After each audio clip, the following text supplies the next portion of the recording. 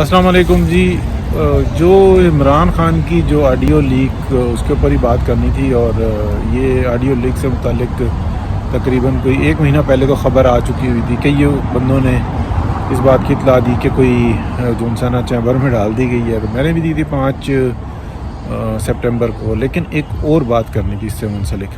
دیکھیں، اس کے اوپر تبصرے ہوئے. طلعت حسین صاحب نے بہت اچھا تبصرہ کیا، پھر آسمان شیرازی نے بہت اچھا تبصرہ کیا، اور اس طریقے سے دیگر لوگوں نے.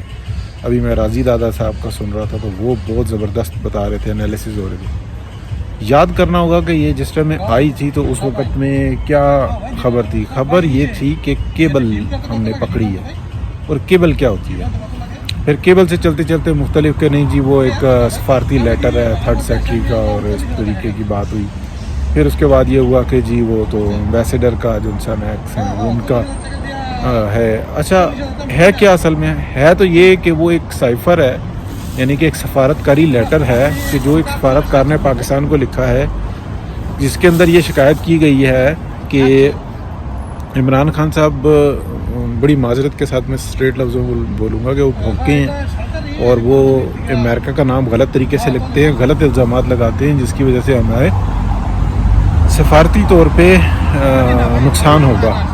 تو لہٰذا ان کو اس بات کی تنبیہ کی جائے. تو وہ جو انسان سننے میں آتا ہے کہ چیف صاحب نے بھی اب انکنفرم ہے کہ انہوں نے بھی سمجھانے کی کوشش کی، لیکن انہوں نے کہا نہیں یہ کوئی مسئلہ ہی نہیں ہے. تو امریکہ کو تو میں امریکہ سے زیادہ بہتر جانتا ہوں. اور اس کے بعد یہ ساری صورتحال شروع ہوئی. کیبل کیا ہوتی ہے؟ کیبل بڑی خطرناک چیز ہوتی ہے. کیبل ہوتی ہے الیکٹرانک انفارمیشن جس کے جو کوڈ ہوئی ہوئی ہوتی ہے. سائفر روز آ رہے ہوتے ہیں، بے شمار آ رہے ہوتے ہیں، لیکن کیبل کا انہوں نے نام لیا تھا. پھر بعد میں ایک ذکر آیا کہ وائر جو ہوتی ہے وہ یہ نہیں ہوتی. وائر کوئی مالیاتی انفارمیشن ہوتی ہے، لیکن وہ بھی کیبل کی طرح ہوتی ہے. کیبل کے اوپر تو جنگیں چھڑ جاتی ہیں. تو یہ انہوں نے نام استعمال کیا. بعد میں پھر جب ان کو سمجھ میں آیا، پیر جلے، تو پھر وہ سائفر پہ چلے گئے. تو بہت شکریہ جی، اللہ رحم کرے. دیکھتے ہیں کل تک کیا ہوتا ہے.